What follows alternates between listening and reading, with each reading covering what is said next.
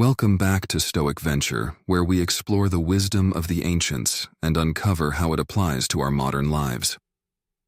Today, we're diving into a powerful topic: 7 types of people. Stoicism warns us about, and why being mindful of these personalities is essential for your growth, peace, and purpose. Before we begin, let's start with a simple affirmation. Write this in the comments below. I choose wisdom over chaos. This affirmation is a reminder that protecting your energy is an act of wisdom, not selfishness. Now let's embark on this journey together.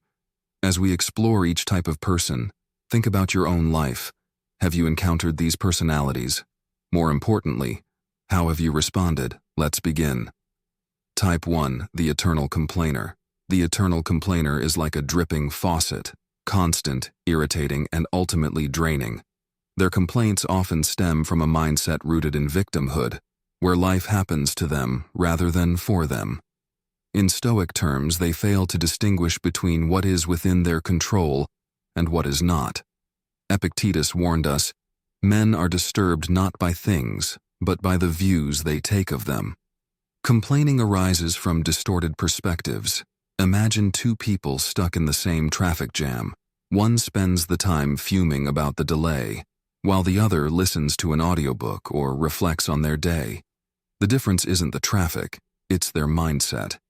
Now think about the complainers in your life. Are they pointing out genuine issues, or are they perpetuating their own dissatisfaction? Here's a powerful way to engage them without getting sucked in. Reframe their complaints. If someone says, I hate my job, ask them, what steps are you taking to find a better one? This approach aligns with the Stoic principle of focusing on solutions, not problems. For yourself, cultivate gratitude to counteract negativity. Seneca suggested that even in the harshest circumstances, we can find something to appreciate. When you encounter complaints, yours or others, ask, what is this teaching me, or how can I grow from this? This shift turns negativity into an opportunity for reflection and resilience. Type 2, the manipulator. The manipulator is often hard to spot because their tactics are subtle. Unlike overtly negative people, manipulators disguise their intentions with charm or flattery, making it difficult to recognize their influence until it's too late. They exploit your emotions, whether it's guilt, fear, or even love, to bend you to their will. The Stoics were clear about protecting our autonomy. Epictetus said, "Who then is invincible? The one who cannot be upset by anything outside their reasoned choice." This means grounding yourself so firmly in your values that external pressures, no matter how persuasive, cannot sway you. Here's an example. A manipulative coworker might pressure you to take on extra work, framing it as a team effort. They might say, "You're so reliable, I know I can count on you." While it feels flattering, their intention might be self-serving. A Stoic response would be to calmly assess whether the request aligns with your priorities and capacities. If it doesn't, practice saying no with kindness but firmness. Practical tools to protect yourself include journaling about interactions that leave you feeling uneasy. Often, writing down events helps reveal patterns of manipulation.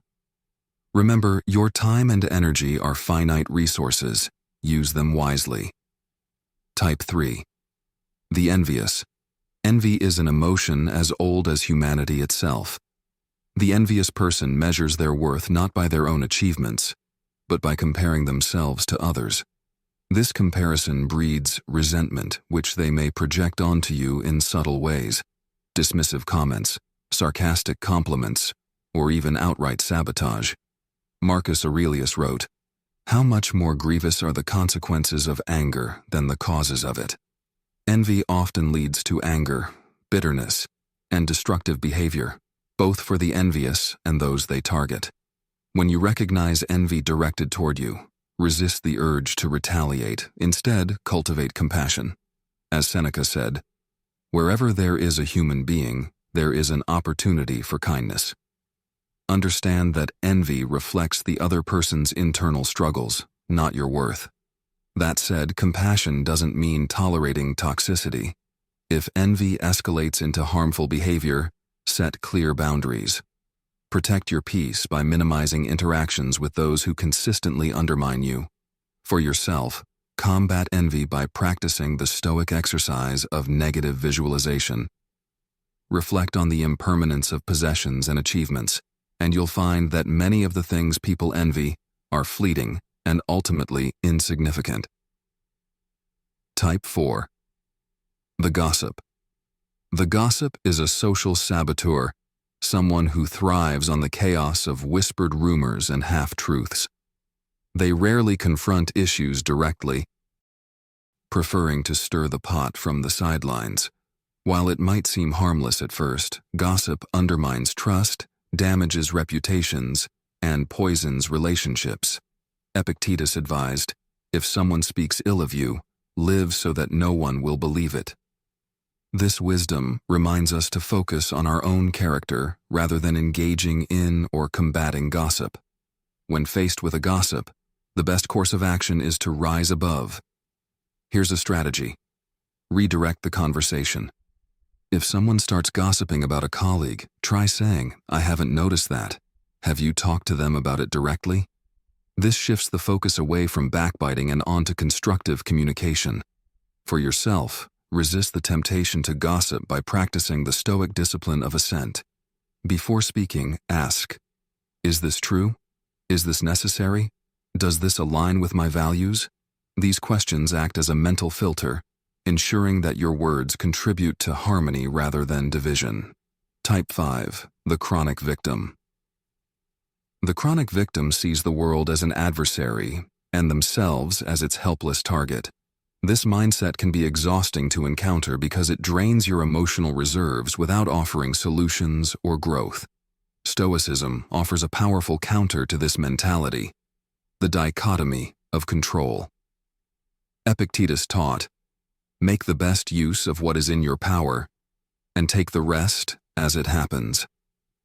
Chronic victims often ignore what they can control, fixating instead on external circumstances. When engaging with a chronic victim, try asking questions that guide them toward empowerment, such as, "What small step could you take to improve this situation?" Or, "What's one thing within your control here?" These questions encourage them to shift their perspective without dismissing their struggles. However, if someone refuses to embrace even small changes, Stoicism reminds us to focus on our own growth. Marcus Aurelius wrote, "You have power over your mind, not outside events. Realize this, and you will find strength." Don't let their mindset pull you into despair. Maintain your focus on what you can control: your thoughts, actions, and reactions. Type 6. The arrogant. Arrogance often masquerades as confidence, but the two are fundamentally different. Confidence is grounded in self-awareness, while arrogance stems from insecurity and a need to dominate others. The arrogant person dismisses other perspectives, assuming they already have all the answers. Stoicism teaches us to remain humble. Seneca said, "The greatest obstacle to living is expectancy, which hangs upon tomorrow and loses today." Arrogant people often live in a self-centered bubble, neglecting the broader connections and lessons life has to offer. When dealing with arrogance, avoid direct confrontation. It often feeds their ego. Instead, focus on modeling humility and openness. Ask thoughtful questions that challenge their perspective without being combative. For example, "That's an interesting point. How did you arrive at that conclusion?" This approach fosters dialogue rather than defensiveness. For yourself, remember Marcus Aurelius's words, "If you want to improve, be content to be thought foolish and stupid." True wisdom lies in acknowledging what you don't know. Embrace curiosity and let your actions speak louder than your words. Type 7. The unprincipled.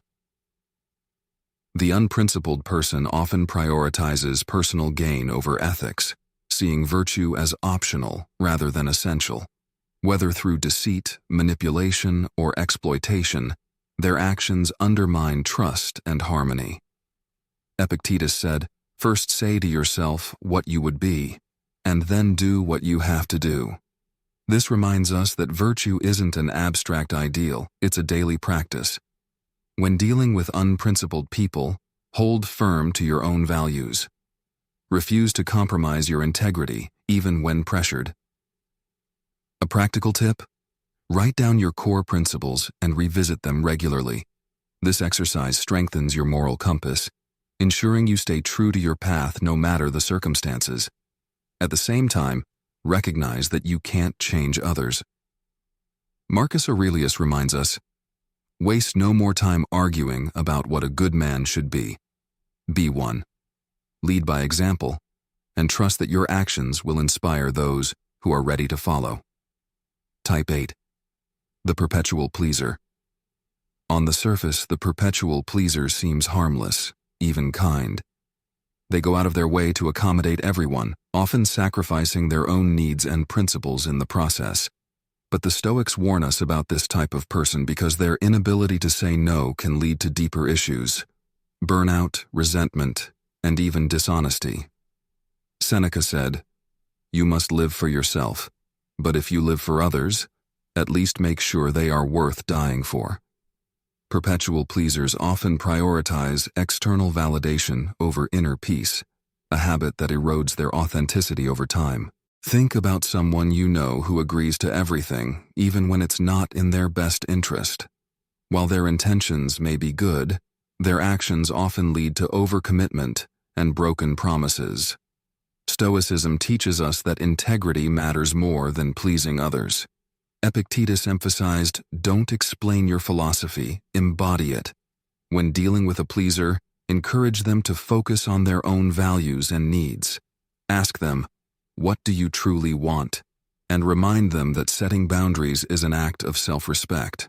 For yourself, resist the urge to rely too heavily on such people, as this reinforces their unhealthy behavior. Instead, model a balance of kindness and assertiveness, helping them see that they can say no and still be valued. Type 9. The impulsive. Impulsive people live in the moment, but not in the mindful way the Stoics recommend. Instead of acting with deliberation, they react to emotions, whether it's anger, excitement, or fear, without considering the consequences. Marcus Aurelius warned, "You have power over your mind, not outside events. Realize this, and you will find strength." Impulsivity relinquishes that power. It's a surrender to fleeting emotions, often leading to regret or harm. Imagine someone who makes snap decisions, a friend who lashes out in anger, a colleague who overspends company resources on a whim, or even yourself when tempted by instant gratification. Impulsivity often feels liberating in the moment, but traps us in the long run. To deal with impulsive people, remain calm and grounded. Don't escalate the situation by mirroring their energy. Instead, offer a pause, literally or figuratively. For example, if someone lashes out, respond with, "Let's take a moment to think this through."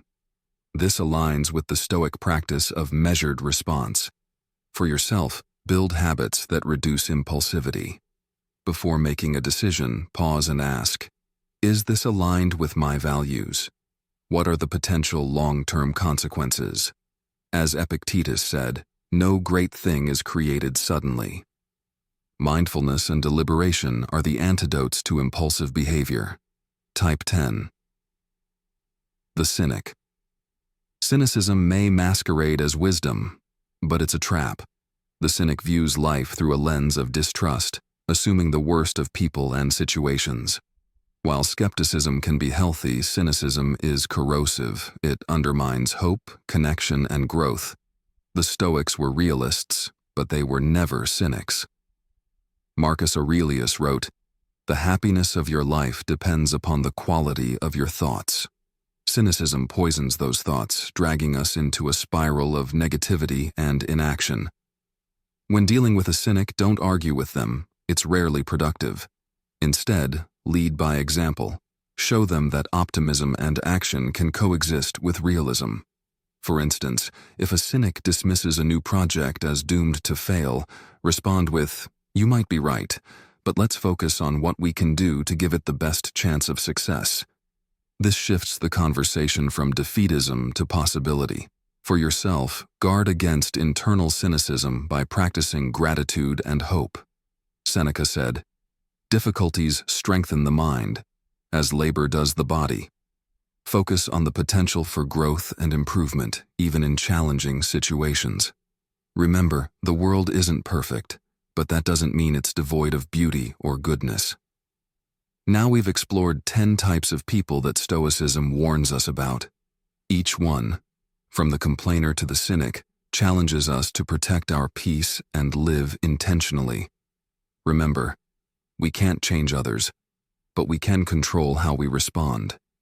If this video resonated with you, write "I choose to protect my peace" in the comments below and share which type stood out to you the most. Don't forget to like, subscribe, and share this video with someone who might need these insights. Thank you for joining me on this journey. Stay grounded, stay mindful, and as always, keep walking the Stoic path.